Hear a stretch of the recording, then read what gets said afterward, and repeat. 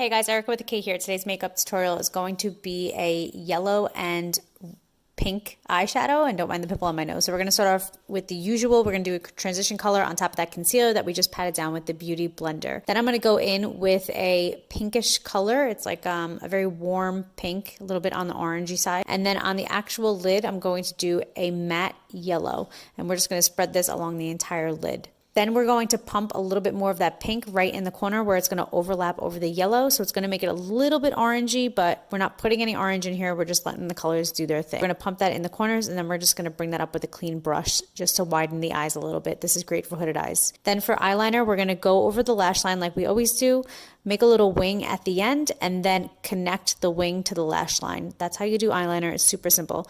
My eyeliner is running out, so I had to go over it about a bajillion times, but if you have a fresh eyeliner, wouldn't take this long. We're going to put on our tinted moisturizer. This is in replace of foundation. This also has SPF in it, and the one that I'm using is from e.l.f. Cosmetics. And we're just going to blend it in. Make sure you blend around the jawline because you don't want any discoloration. Next, we're going to put concealer under the eyes with our fingers because our professional brushes are at work.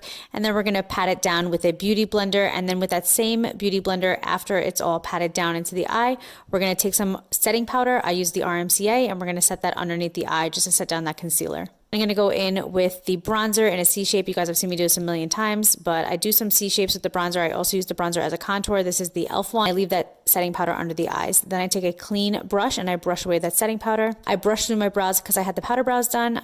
This would be a great time for you guys to color in your brows. If you guys haven't had the powder brows done, you guys could follow my powder brow journey on YouTube. Then I'm going to go in with some blush. This is the Kathleen Lights ColourPop Retrograde blush. It's really a pretty orangey shade. It's actually the one that I always use. Then I'm going to curl my lash, and then I'm going to put on some mascara on that freshly curled lash. I like to do one eye at a time when I do my mascara so that it's freshly curled and it's not sitting around waiting for a while. Then I'm going to put some eyeliner on the bottom, on the inner lash line. I put some black. Then I'm going to put my fake lashes on top. Super simple. Just sit it down and then push one side down. When that's set, push the other side down. Super simple to put on lashes.